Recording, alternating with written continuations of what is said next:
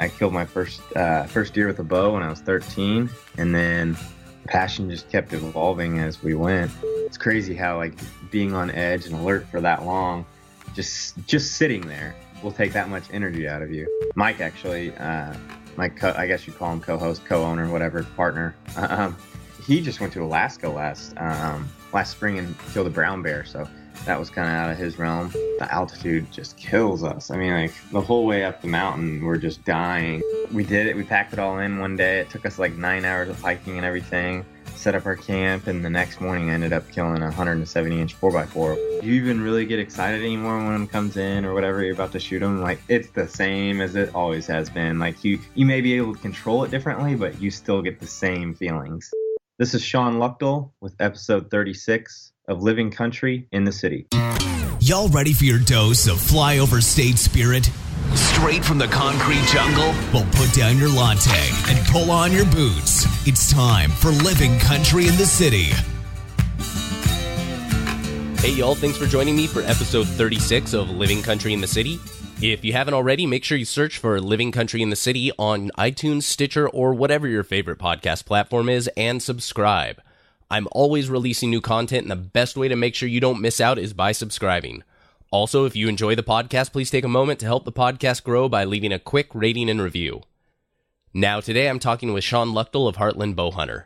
Shawn's been hunting Midwest whitetail for pretty much his whole life, but has, in the past few years, along with the guys from Heartland Bowhunter, started spending a bit more time out west in the high country. He's definitely got a different perspective than the guys who have been out here their whole lives, so I'm very excited to hear a bit more of his story. Shawn, thanks for hopping on the show. Yeah, thanks for having me, man. I'm excited to do this, and sounds like you're really new to the industry, which is making this even more interesting, just talking to you before we got on here. So let's get started. No, definitely. So I always like to start out with, why don't you just kind of give a little bit of background, kind of about yourself and just how you got into hunting and the outdoors? So I started hunting, I would say probably at like 10 or 11. And then bow hunting is kind of like my specialty, I guess. I wouldn't say that I'm great at it, but I enjoy doing it the most. But I did that. I started doing that when I was 12, and I killed my first deer with a bow when I was 13. And then passion just kept evolving as I went, since my dad had got me started into it. And then started hanging out with a buddy from high school and bow hunting together all the time. We started filming it. And then here we are today. We started a company, was it like 11 years ago. And we're on our 11th season of Heartland Bowhunter on the Outdoor Channel. So it's come a long ways. We still have plans to keep going even further. And I can honestly say I wake up every day enjoying what I do. That's awesome, man. So why don't you tell me a little bit more about Heartland Bowhunter? Yeah. So HB, this is our 11th season. It's not our 11th season on the Outdoor Channel. It's just the 11th season since we started. I think we've been on the Outdoor Channel for 5 years now. We'll be going to 5 years this coming year, so in 2018. And we just started basically with filming our hunts, and we kind of saw a niche in the industry. There wasn't anyone really telling a specific story as to why they were there or, you know, what their hunts were like. It was more or less like just a filmed hunt and a kill, and that was it.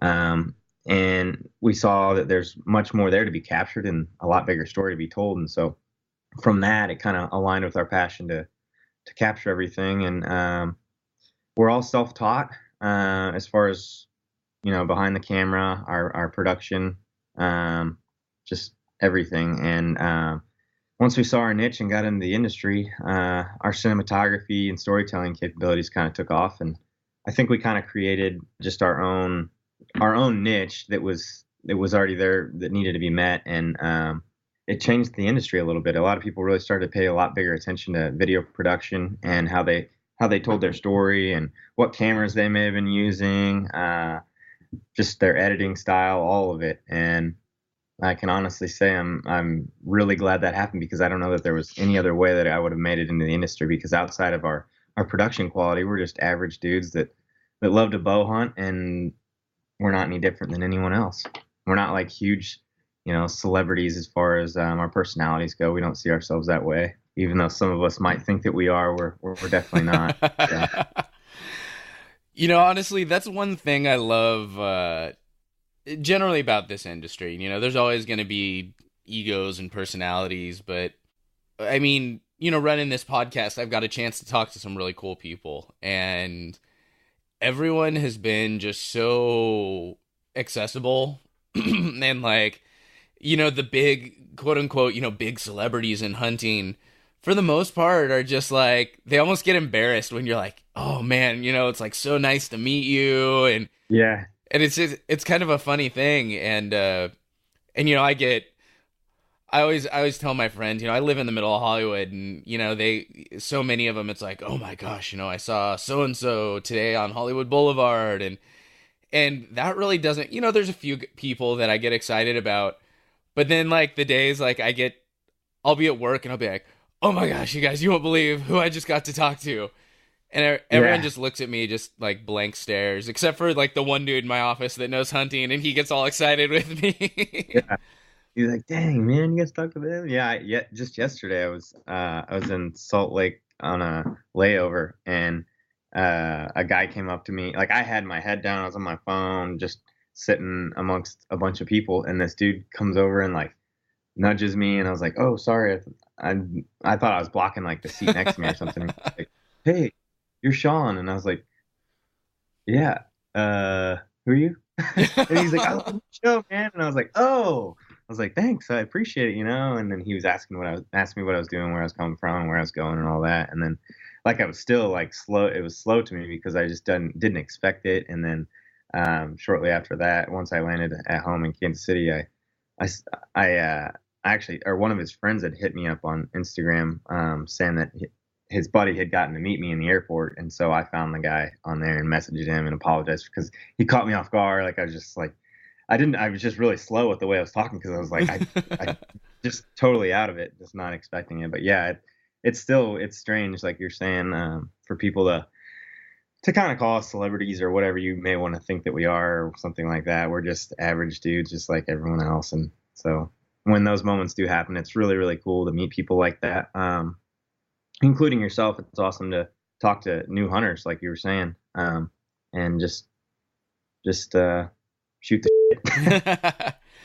I will say, I've got the podcast cover is a picture of me with a idiot grin, wearing my cowboy hat and stuff, and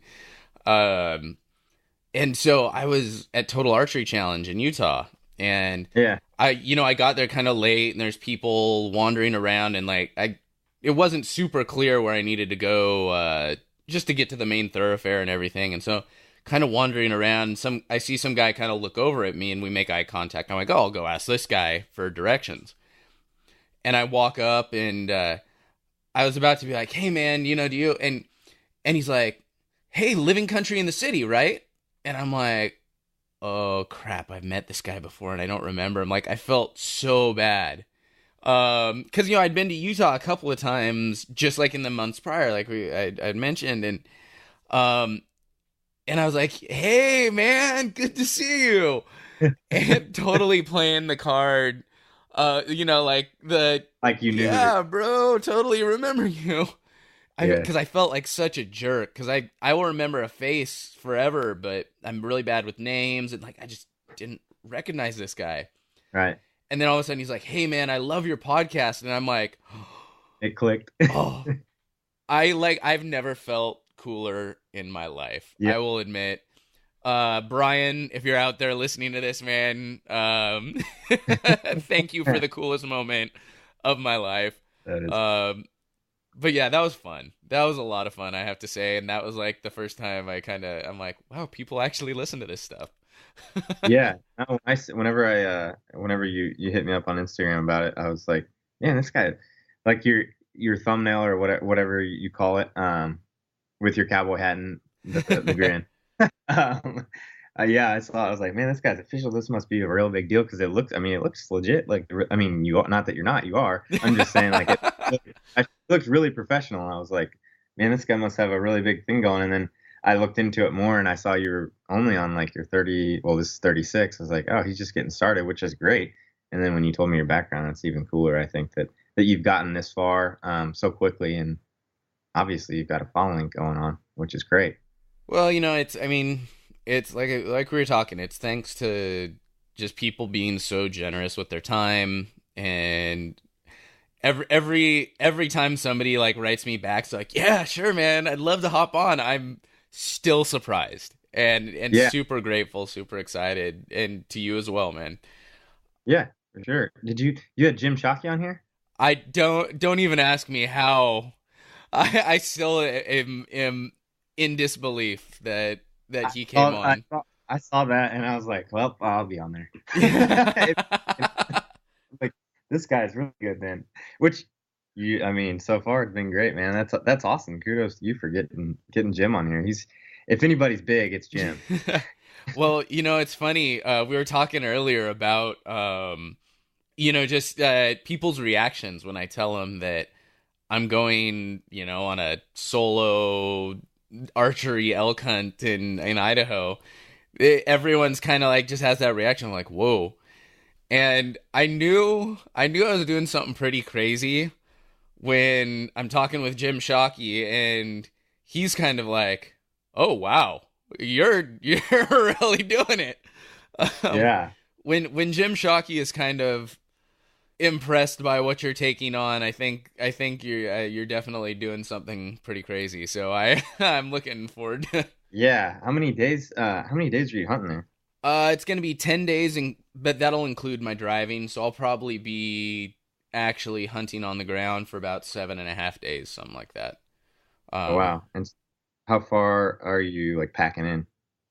The spots I'm looking at right now, it's probably gonna be 2-mile pack in, depending on where I camp. It'll be in that area. I found some good back roads. I'm talking to some rangers right now to make sure everything's going to be open. Mm-hmm. But I found some good roads and then some good back areas to get into what look like hopefully some good elk spots. So yeah, we will see. That's cool.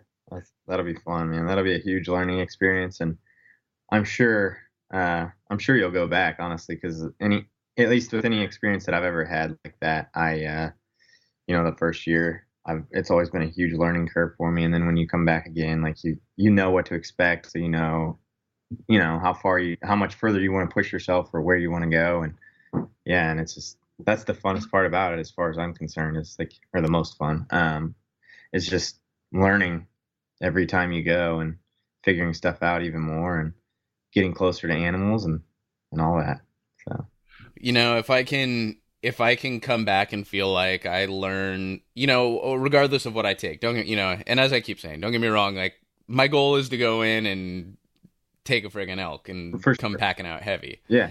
But, if I can go in and I can spend the whole time out there and learn and just really come home with something valuable and be better, for next season or the next hunt I go on, or because everything you learn can be applied to another hunt in one way or the other. It may not be the exact situation, but I will learn something on this trip that's going to help me if I'm chasing deer out, up in the mountains outside of LA, or if I'm go up to Northern California to chase bear or something. Whatever it may be, or chasing pig in Central California, completely different states, but I'll learn things that will come in handy, I'm sure. I have no doubt. Absolutely. And I think that going on hunts like that are kind of out of a lot of people's realm, like they give you a huge, huge appreciation for everyday life. And I don't know, I think it kind of makes things a little bit easier once you get home. You're like, man, sometimes you think you got it rough, like with certain things. And then when you go put yourself in that environment, that's when it's a little more actually rough, and a little bit tougher to live. So. When you run into those daily disappointments, it's a little less concerning than that time that you had to confront the grizzly bear or de-escalating a confrontation with a coworker is a lot simpler than de-escalating a confrontation with an angry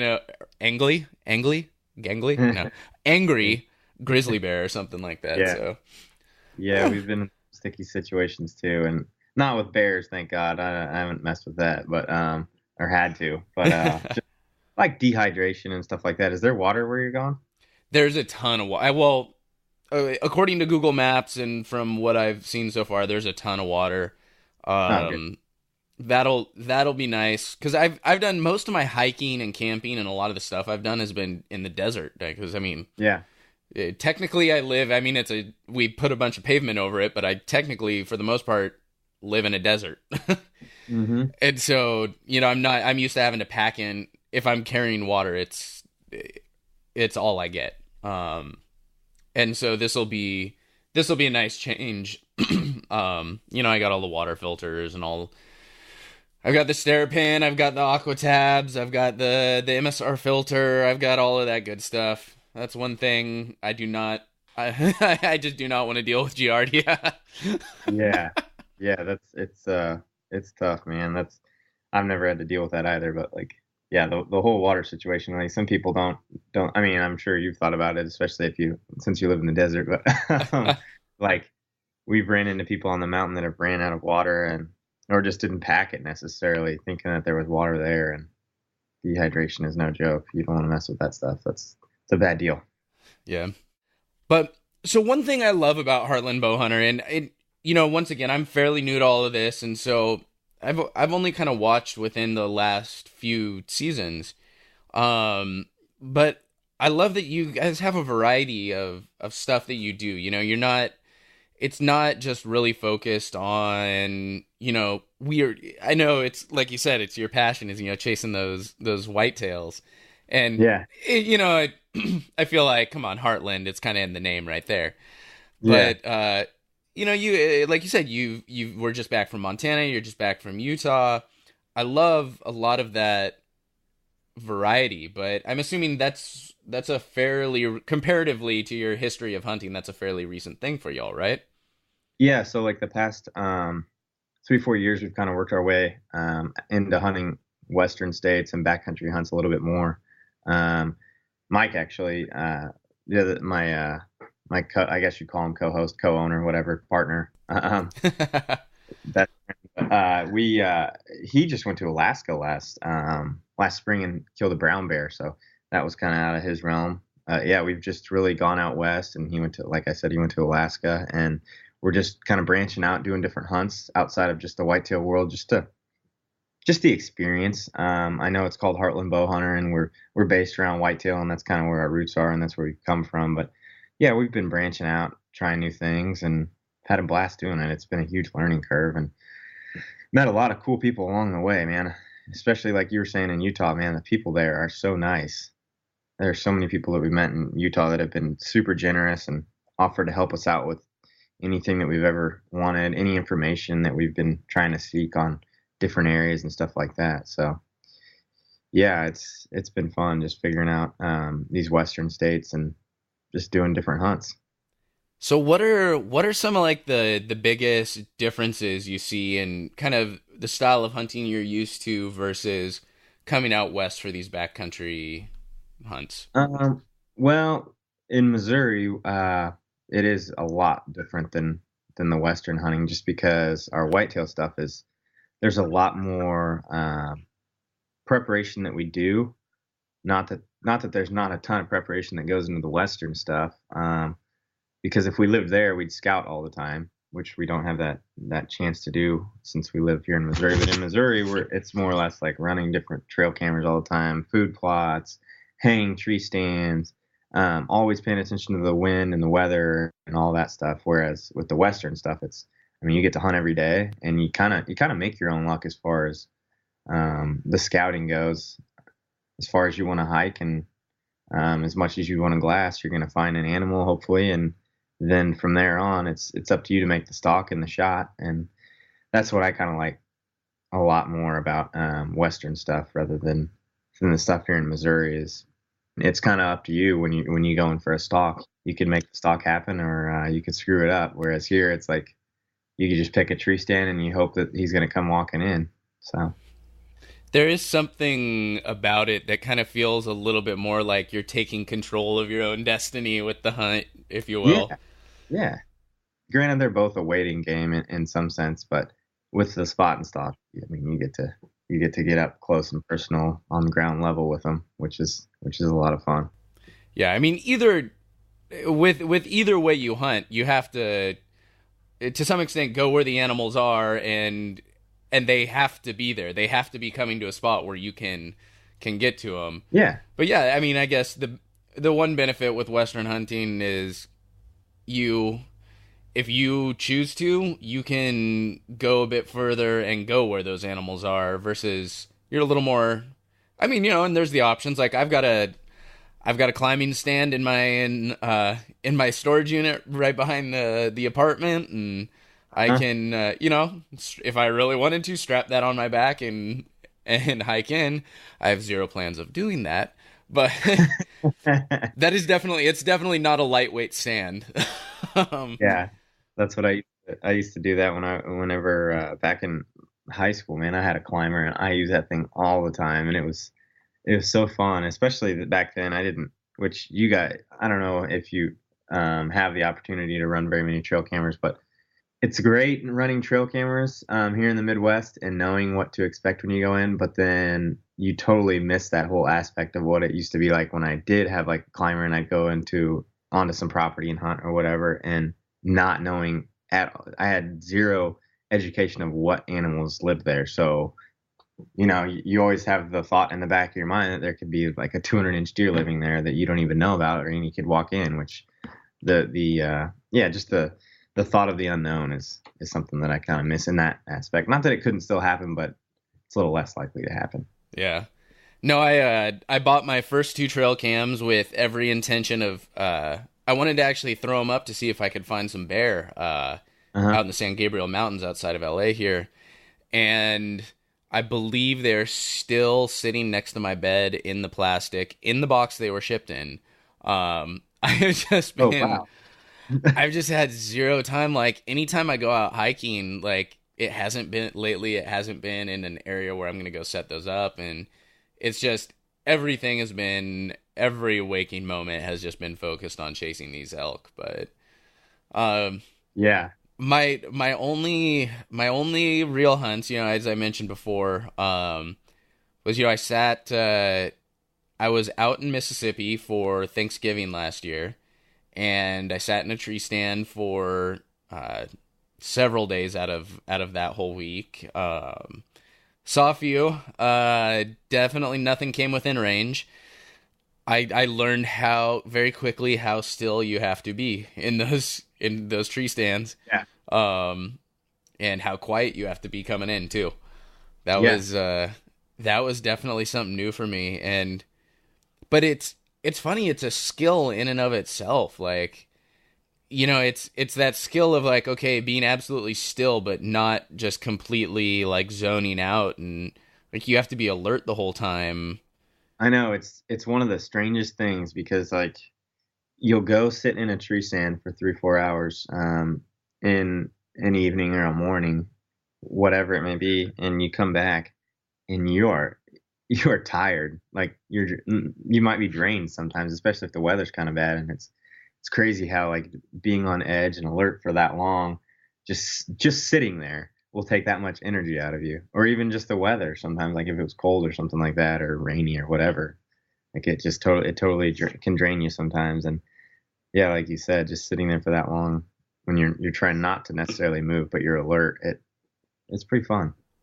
Well, and then you also learn how stinking loud a single leaf can be falling through the branches of a tree. I remember sitting there, I'm like, that has to be a stinking deer, man. That thing is like crashing through the forest. Yeah. And I slowly turn, I look towards the source. I'm like, that is one dry leaf. Falling through the branches of a tree. How can that be so loud? Or squirrel like running around. You're like, oh, it's a deer coming. Here comes a deer. Then there's 2 squirrels running after each other. Oh man, the worst I remember was my first day. I was sitting over a feeder, and I'm hadn't really heard anything all day long, and all of a sudden I hear something walking through, And I'm like, it's, it's kind of getting into dusk a little bit. I've got probably another hour and a half left of good shooting light. And I hear something and I'm like, oh, this is it. This is actually going to happen. Like, I was so pumped. I had so much adrenaline going. Like, this is my first time in a tree stand, first time, like, any of this. Yeah. And it comes, and I'm like, I can't see it. Like, this thing, it's like, should be right underneath me. Where is this? All of a sudden, a freaking possum walks out and, like, starts chewing at the tree. I was so wired. Like, oh my gosh, I could have yelled. And I was just so close to taking a pot shot at that possum just because I'm like, I got what? And, at this point, I think by the time it all was said and done, I think I had about 45 minutes left of shooting light. And I was just so done with that possum. And then right as all the light dies, I can see just flashes of a rack coming through, like right in front, like a shadow of it right in front. And I'm like, if you were only a half an hour earlier, dang possum. But that's what's funny, man. That's what's awesome about all of it, is just seeing different animals and kind of learning all of it. And yeah, I've had the possum thing happen, I don't know how many times. Same thing with a raccoon. It's funny. I remember my first few years of bow hunting when I was really young, and I think I had a mouse or something come through. Like, you could barely, it was so dead calm, but there were leaves all over the ground, and it was a mouse. Like, I'm like, what is that? And looking, and like, I finally figured it out. I'm like, I think it's a mouse, like right below me. But yeah, just learning like different sounds and what's what, and then when it's a deer, and then also them coming in after dark. That's the worst. Oh man. Well, it's amazing. Like, you're convinced that every stinking sound, everything in the forest sounds like a deer walking to your tree stand. I mean, I swear, every sound in the forest sounds like that, except for a deer walking directly underneath your tree stand. I swear, I remember probably the one time they got the closest to me was, I thought I saw something out of the corner of my eye, and so, I slowly turned my head, and I sat there, I stared for 5-6 minutes, just moving my eyes, not moving my head, nothing. And I looked everywhere. I mean, I swear I scanned this like I was glass and dark timber. Couldn't see a thing. And so, and now I guess there's nothing. I just kind of turned my head back, and I just see a flash of that white, and two of them are gone. Probably not even 20 yards from me. And I'm like, you have to be kidding me.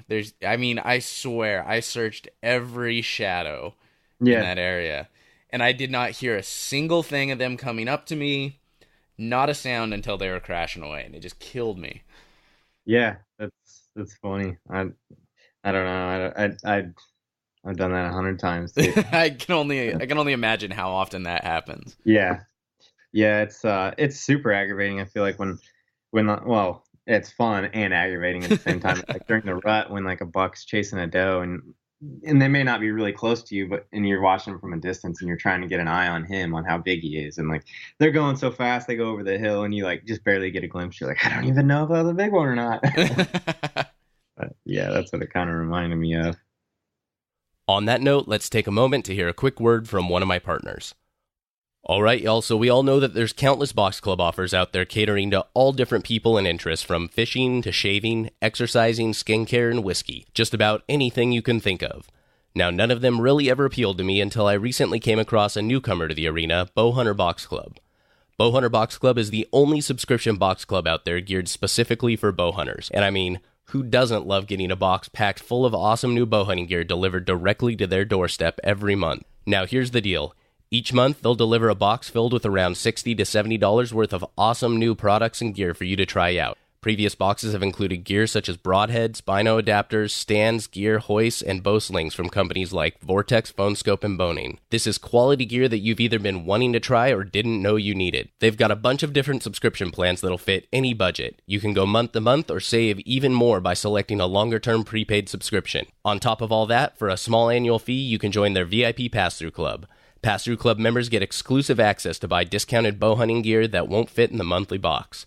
What's even better is you're also entered into monthly giveaways for incredible bow hunting gear like Matthews Bow or Vortex Spotting Scope package. Now, the best part is you can get 10% off your first month of any subscription plan by using code COUNTRY10, and you can get $10 off the VIP Pass-Through Club membership by using code COUNTRYVIP. Get both of those codes and more discounts from awesome outdoor companies by visiting my partners page at livingcountryinthecity.com/partners.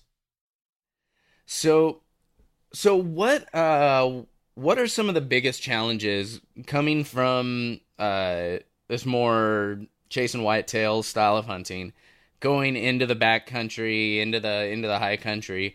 What were some of the biggest challenges? What maybe did you expect, and what was like a big surprise for you when you got out there? The biggest thing, and it happens every year when we go out there, is the altitude. I mean, I think we're at, like, my watch should tell me, I think right here in Missouri, we're at 2,000 feet. And I don't even know if that's right. I feel like it's less than that. But I was going to say, you got about 1,800 feet on me. Really? Yeah, I still feel like that's a little much for where we live. But going there and hunting, we're always usually camping at least at 10,000. And oh my gosh. So we'll drive from here, which is about a 16, 17-hour drive. Get there, we'll make the drive in one night or day, and we'll get there, sleep a night, and then we hike up the next day. And the altitude just kills us. I mean, like, the whole way up the mountain, we're just dying and carrying, 60, 70-pound packs going up that thing. It's so hard on you. And it doesn't matter how much you prepare for it. Like, I'll do tons of cardio and just try to put myself in the same scenario here with a backpack and all that. And you can't prepare for the altitude because, I mean, there's just not as much oxygen in the air, and it just kills you. Like this year, this would be my 5th year going into it, and I know full on what to expect now and what I'm getting myself into, and it doesn't intimidate me, but gosh dang, that the altitude, you just can't breathe. And so going into that's probably the biggest thing that I'm always have a struggle with, and there's no way to fix it except for just acclimate yourself and be there. Like if I got there a week in advance, that would obviously help tremendously, because by the time that we're done, we've typically hunted for 7 days or so, we can get around the mountains really, really well. But even then, like compared to here, as far as the hiking goes, you might walk 200-300 yards to go to your tree stand here. There you're walking like 6-7 miles to get to your camp. And then when you go glass in the morning, you may go hike a mile just to get to your glassing point. So it's a lot bigger country, which is fun. I love the challenge. I just wish there was a way to prepare for the altitude. Yeah, I've I know people that wear like those altitude training masks, and I've heard, some guys swear by them. Everything I've read basically says, yeah, it'll make you feel like you're at altitude, but it won't actually ever train your lungs to really. Right. It all, from what I've heard and read, is that all it does is just restrict how much oxygen comes into the mask, which isn't actually the same as far as like the oxygen levels in the air. And so, yeah, that's why I haven't even tried them, just because I've never really heard of it full on 100% working. Yeah. And I tried before I went out to Total Archery Challenge, I started taking altitude like supplement that's supposed to help acclimate you. Uh-huh. That seemed to help a little bit. And I know some other people that have done like tests and tried some stuff out, and that helped a little bit. But yeah, short of just going out there, a few days to a week early and breathing the lack of oxygen, letting your body acclimate, there's just nothing you can do, really. No, I know. And that's like, there were these local guys when we were on our way up to our campsite this year, that they were huskier dudes, like a little bigger than us, and they were just burning past us. And you're like, what the, come on. Like, I thought I was in great shape, and then this guy just burning past me. And a lot of it has to do with the altitude. Just even where, they live there at the bottom of the mountains, which is like, I think like 5,000 or 6,000 feet, and that helps a whole lot. So, well, it's amazing. Like I'll admit, like, I can plod along. Like, it doesn't matter how tired my legs get, my back, whatever. I can keep plodding along. But yeah, it's when my lungs start burning, that's what kills me. And I suck at it. I will sit and just even here at the low altitudes when I'm hiking and stuff, I'm a panter. I am like mouth open. I'm surprised I'm not drooling like and at least here though, like I can get my heart rate back down and I'm good after like about 5 seconds. Man, I went on a hike with the Gritty Bowman a few months ago. I went out for an event and they did a hike the next day. And man, I was just the whole time, I was just grasping for every little molecule of oxygen I could suck into my lungs. It was bad. Yeah, your recovery on that is so much longer too. That's what I noticed when we were out there. I'm like, man, even if I don't have anything on my back, if we were just like going to scout something really quick or glass something up, like you may hike, a few hundred yards up a hill and just standing there trying to catch your breath just takes so much longer because there's just not as much oxygen. But once you get used to it, it's like you're at home again. But that takes a little while.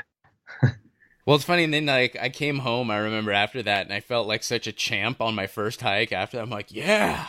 Like, this is easy. I got all this air. I'm not like sucking wind at all. Yeah, that doesn't last very long though. No, unfortunately, you gotta like. I feel like you got to do it every couple days or whatever. And if you take like a week or two break, you kind of lose it. Yeah. These struggles, I guess it wouldn't be nearly as fun if it wasn't difficult, right? That's right. Exactly right. Yeah, I'm anxious to hear how this Idaho thing's gonna go. I've got a lot. It's funny, I talked to a lot of people, and everyone's been like, oh man, I gotta hear how this goes for you, and it's because I think everyone remembers their first hunts, and it's cool to have so many people so excited for me. Like it's I don't want to say like it puts a lot of pressure on me, but it's like, I don't know, it's like super encouraging. It makes me want to work like harder because I kind of feel like I'm like, okay, I'm doing it for myself, but I'm like, oh man, I got all these people excited for me too. I want to like push extra hard, for them and stuff. Yeah. And then of course, I'm putting myself out there with this podcast. I'm like, hey, everybody, pay attention to what I'm doing. Ooh, this is a lot of pressure now. Yeah. No, you'll be fine. It'll be a blast. And I mean, I feel like I'm more excited for you just because like I don't feel like very often. I don't think I've met someone that got into bow hunting in the past year and they're already going on their first backcountry hunt. That's really, especially alone, which is even more cool. That'll be that's a lot of determination, and you just don't. I don't know. I don't feel like I've met anyone that motivated for something like that quickly, that's very unique, man. That'll be cool. I'm excited. I don't know. I don't think I'm not sure it's fully the realization is fully set in. I'm thinking once I get about 10 hours into the drive and I'm hitting the mountains in the Jeep, I think that's when it'll really start becoming real for me. So yeah, it becomes reality when you're driving, and then you get there, you're like, oh man, I really am doing this. But I feel like after that first day or so, and once you start figuring stuff out, that's when you get into a groove, and you'll really, really enjoy it, I think. Definitely. So what have been some of your, I mean, I know this is like probably trying to pick a favorite child here, but what have been some of your favorite hunts that you've done? Maybe, but from both aspects, just a favorite animal you've taken or a favorite hunt that's more what you grew up doing, and then maybe a favorite as far as the backcountry. I would say most meaningful hunt that I've probably been on was this past December was with my dad. So he's the one that got me into all of this at a young age, and so he was hunting whenever I was too young to even go out there with him. And so that was kind of that was what got me into it and got me started wanting to go out. And so I started to go with him at a young age, and then evolved into what it is today. But this past December, there was a deer on his farm that we'd been after all year long. We'd watched him grow to be 5.5 years old. We'd passed him and everything, and hoped for the neighbors not to shoot him. And so yeah, it was this was episode, I believe it was episode 11 on our season this year. I should know this. Or no, it was 12. I'm sorry, it was 12, and which just aired this past week. And he ended up killing this buck in December last year, and it was the biggest buck to date. Just being there to capture all of it, I filmed the whole thing, which was really, really cool. I'd even tried to kill the deer earlier on myself in the year and was unsuccessful. So I'd had encounters with him and all that, and we'd both passed him up in the years prior, like I was saying. And just to capture him killing that deer, that was by far the most meaningful one that I've been on. And it wasn't even my own deer, which makes it even more cool, I think. But as far as my own whitetails go, I shot one with Mike. Was it back in 2010? My biggest whitetail to date is a buck called Junior, and just kind of it was my biggest personal whitetail, and just same thing, watching that deer grow to maturity and being there on opening day, waiting for the right conditions and all that. Actually, they really weren't right conditions. It was a thunderstorm, and like terrible thunderstorm, and we stuck it out and ended up killing him in the rain, which was really cool. So that one, and then I would say, as far as my all-time favorite hunt, most meaningful and rewarding for myself, I go back to Utah again, man. I love that state. I killed a buck there 4 years ago. And it was the first time that we had ever actually full on taken our entire camp and gone to the high country. We were staying low. We were intimidated by the high country stuff, and we'd messed around for like 6-7 days down low, down in the trees and everything. And we just hadn't had any luck. And we had like a couple days left, and we're like, you know what, we got to go up there. We got to pack our stuff in. And we did it. We packed it all in one day. It took us like 9 hours of hiking and everything, set up our camp. And the next morning I ended up killing a 170-inch 4x4, which my levels of expectations were much lower than that. I would have shot something way smaller than him.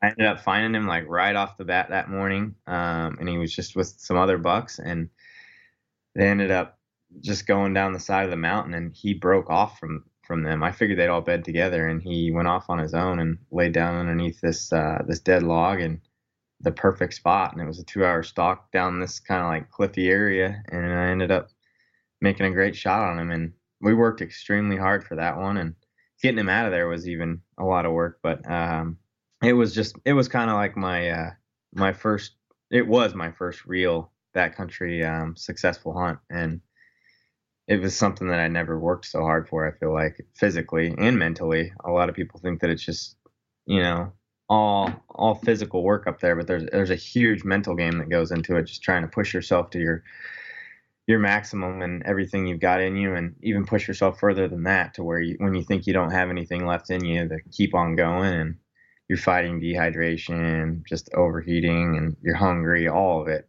and a lot of pain. And so, yeah, it was by far the most rewarding hunt for myself that I've ever had. So that's awesome. I think I may have actually just watched that episode, because I remember you talking about him bedding in the episode, bedding like under the log or by the log.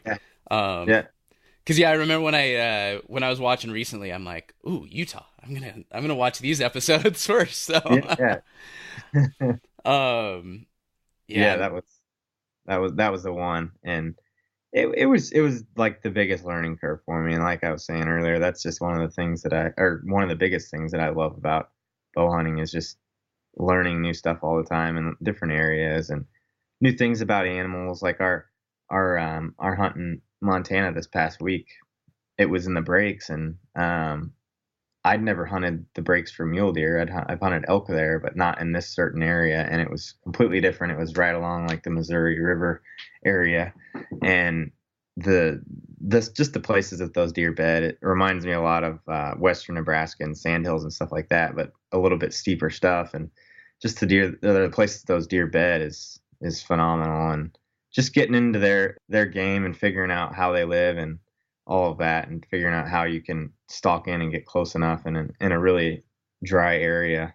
It's just what makes the sport for me, is just figuring it all out. And whether it's success or failure, you're still learning. So that's one big thing that I've really learned is this year when we went to Utah is I had 2 misses and I came home empty-handed, and that was the first time since that big deer that I was just talking about. And it was kind of a humbling thing. I missed 2 really nice deer, and I came home without anything. And you think you got it figured out and all that, and you know what to expect, you know what to do, you know how to get in close. But I mean, I've been bow hunting for, what is it, like 20 years now, or almost 20 years, and still to this day I miss. And a lot of people think that, we're like these all-star shooters and we never miss, and we do miss. And just to actually see that stuff still gets to you, like your adrenaline, getting in close, and you never get excited about seeing a buck and get buck fever at all. Like, that just doesn't happen anymore, right? Well, that's what some people really do think. They think that, like, oh man, do you even really get excited anymore when one comes in or whatever, you're about to shoot them? Like, it's the same as it always has been. Like, you may be able to control it differently, but you still get the same feelings. So you probably learn to recognize it and have learned tricks to deal with it, but exactly. I can't imagine, like, ever.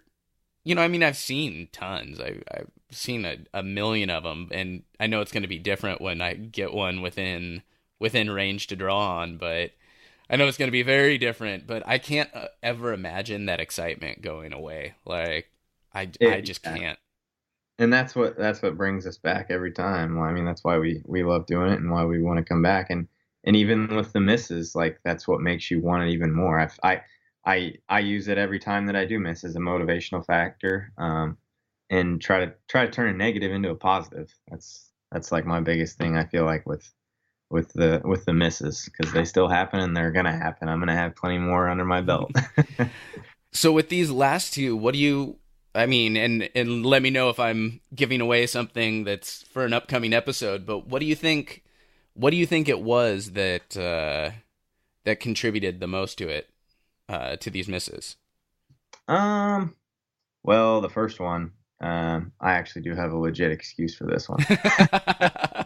Right. I mean, I was at 15 yards. You could, like, dang near, like, throw an arrow and hit him. And I had, like, this small window to shoot through, and he was laying in his bed, didn't even know I was there, which is really cool, like, to be that close and the animal has no idea that you're even there. And it was just like trying to thread the needle, and I blew my arrow. Oh, I blew up a branch with my arrow, and, like, the arrow went, like, deflecting off. So that was my excuse on that one. The second one, man, I got into like 30 yards, and everything, like, I couldn't really see him. I could just barely see his antler tips. And so I'm like, well, I'm gonna have to wait for him to come out of there at some point. This could take, he could walk out of there in 10 minutes, or it could be 4 hours from now. I don't know. Because there was no way to get any closer without him knowing. And he kind of knew something was up, and then we felt the wind switch. And when the wind switched, he obviously knew something was up, and he bolted out of there and stopped quartering away at 34 yards, I think. And like, just, it all happened so fast. I flat out just missed. Yeah, it still happens. And I think it's a combination of adrenaline, with mule deer. Like, you can't necessarily you have to have the mindset of not being able to fully settle in like you would with a whitetail out of a tree stand or something, where you draw and you have all the time in the world to shoot them.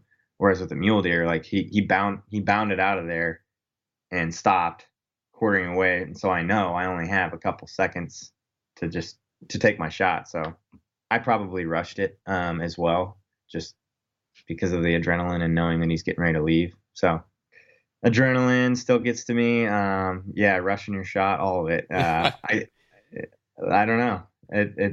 That's what makes it so much fun. It's just the challenge and learning from your mistakes. And I still make the same mistakes today that I made 15 years ago. It's just trying to deal with them a little bit more now and try to fix them. So I'll admit, like the 2 times I've ever drawn on a deer from that tree stand, I don't remember a blessed thing until I was at full draw.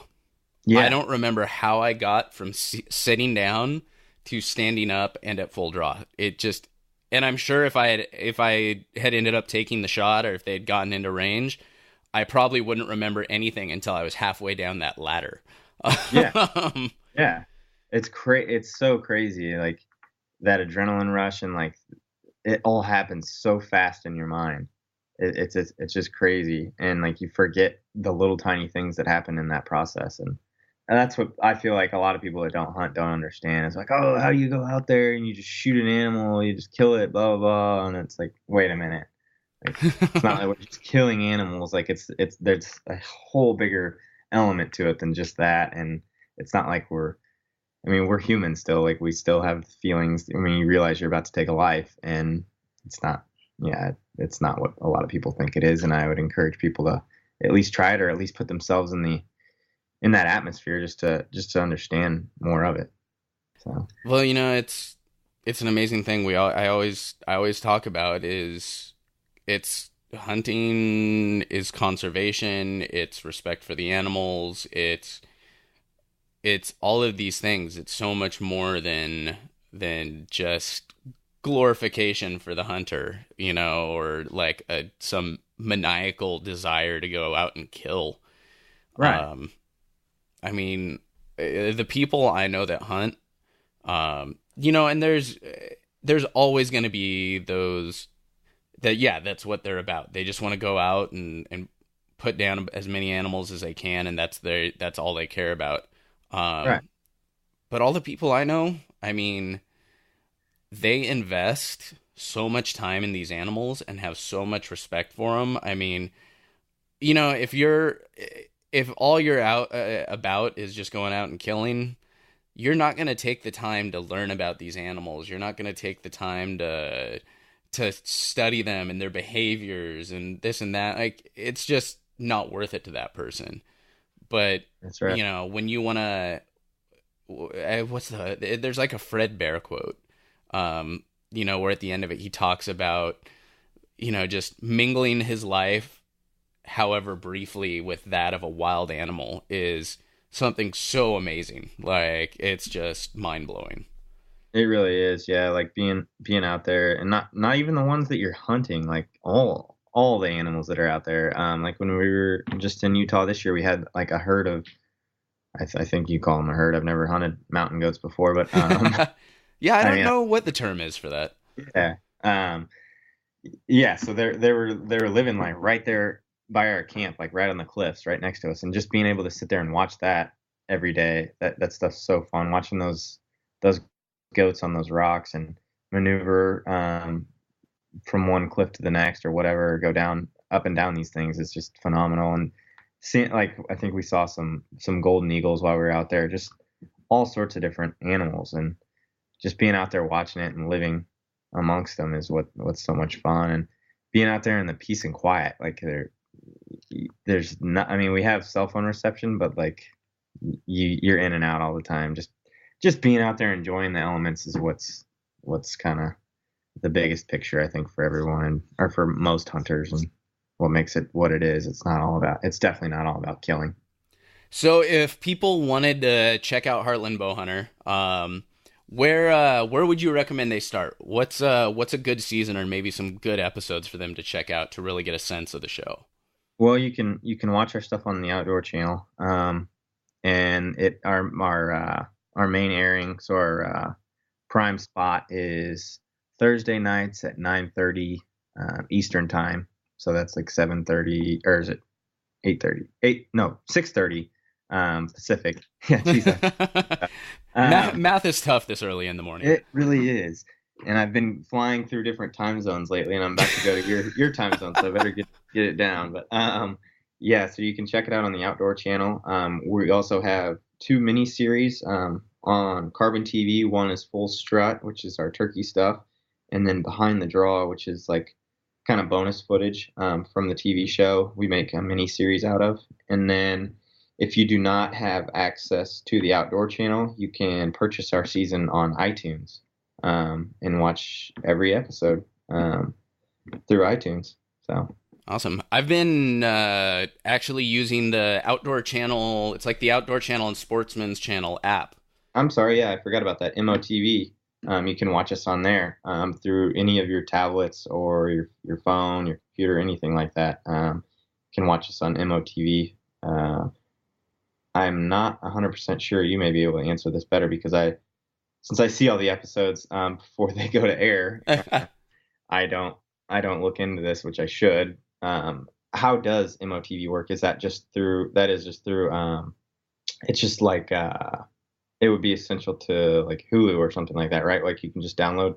Yeah, it's kind of like Netflix or Hulu, where you sign up for you can sign up month to month or like a yearly subscription and search for the I mean, there's so many stinking shows on here. Like you just type in anything and it pops up. But yeah, you can like download the episodes and take them with you. So like I'll usually have a few downloaded, like if I feel like watching something while I'm on the Metro Underground, things like that. Mm-hmm. But yeah, it's just about absolutely everything. I'm looking here to see. Got you guys saved on my favorites here. Nice. I'm seeing. I don't think they have all the seasons. Where is it? There we go. I can never find it at first because you guys just kind of have the logo with HB, and I'm looking for it to like say Heartland Bowhunter, so it takes me a second to be like, oh, there you go. Looks like they got 5 seasons on here. Well, then there you go. Yeah, check it out on MOTV. Then I would recommend that for sure. And then you can watch it on your own time. You don't have to wait for our airings or recordings. There you go. Looks like we've got seasons 4 through 9 of Heartland Bowhunter on here. Oh, perfect. Yeah, so that's like our older stuff, which I did know that. So you can check out a lot of our older seasons on there if you don't have the Outdoor channel, or you can order them through iTunes. And our new stuff is also on iTunes as well. So okay, we're in awesome places. And then also check us out on our Facebook, Heartland Bowhunter, and then our Instagram, which is Heartland Bowhunter as well, all one word. I will definitely also make sure to be linking to all those in our show notes page. That's going to be livingcountryinthecity.com/36. So as we're winding down here, always like to finish up with some advice for new hunters or folks that, from the city or that maybe just kind of getting into this but feel overwhelmed or intimidated. What advice or words of wisdom would you have for those people? I would just say to work your way into it at your own speed. Some people like to go fast like yourself, which that's awesome. I'm super impressed with that. That's so cool. But yeah, just go at your own speed. I feel like into the sport, learn as much as you can. Just like I'm sure you've done, Sam. Just read up on everything. There's a ton of information out there.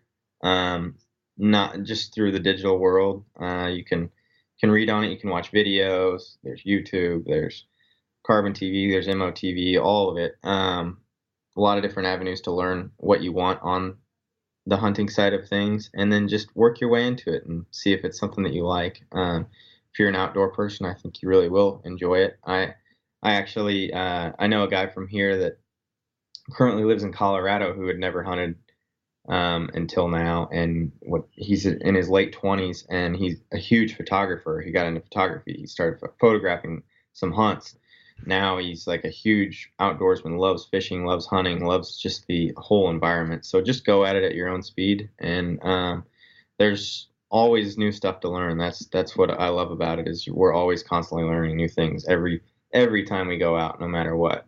Some people might call us experts in what we do, but we're just like anyone else. We're constantly learning new things, and we love everything about it. So yeah, I think that's definitely a good reminder for everyone, is just that you're never going to know absolutely everything about hunting and what you're going to do. You may be more experienced in certain areas, but there's always something new to learn. And if you don't go out and just start doing it, if you let lack of knowledge in certain areas discourage you from getting out there, you're never going to get out there. So I mean, obviously, yeah, you should know how to shoot your weapon, and you should know what the animal you're hunting looks like, and some of the basics. Right. But yeah, if you let certain things discourage you, you'll just never get out there. But that's exactly right. And you don't even have to. Don't expect to kill something every time you go out, because that'll never happen. So don't get discouraged with that. Just enjoy the moment, and just being out in the elements and learning, like we were saying. Sounds good. So if people wanted to also follow you specifically, or had questions, what's the best spot to reach out or check out what you're doing? Yeah, I'm doing a lot of. I'm need to be better about Facebook. Yeah, I don't use my Facebook that often, but I have my own page set up, Shawn Luchtell on Facebook. Then I have a Twitter. Don't go to that. It's been hacked. It's been completely hacked, and I don't even know. I can't even get it fixed. I'll figure it out sooner or later. But I was not using Twitter, and it got hacked, and so yeah. So don't go there. But I use Instagram mainly. I love Instagram just because we kind of pride ourselves in a lot of our photography, and so I can share my photography and stories on there. So follow me on Instagram. It is, I believe, just Shawn_Luchtell on Instagram. So that's where you'll find me. And other than that, you'll find me on our show. So awesome, man. Well, I had a great time. I appreciate you hopping on the show today. Thanks for sharing all your experience with my listeners. Yeah, thanks a lot for having me on. It's been a blast, and hopefully we can do it again someday. Definitely. All right, y'all, that'll do it for episode 36 of Living Country in the City. Make sure you check out our show notes page at livingcountryinthecity.com/36 for all the links to follow along with Shawn and Heartland Bowhunter on their adventures. Now, make sure you check out Heartland Bowhunter on the Outdoor Channel every Monday, Wednesday, and Thursday, or download the MOTV app and subscribe to My Outdoor TV to take Heartland Bowhunter along with you wherever you go. Thanks for tuning in, and until next time, keep it country, y'all. Thank y'all for listening to Living Country in the City. Get show notes and check out the blog, product reviews, events, and more at livingcountryinthecity.com.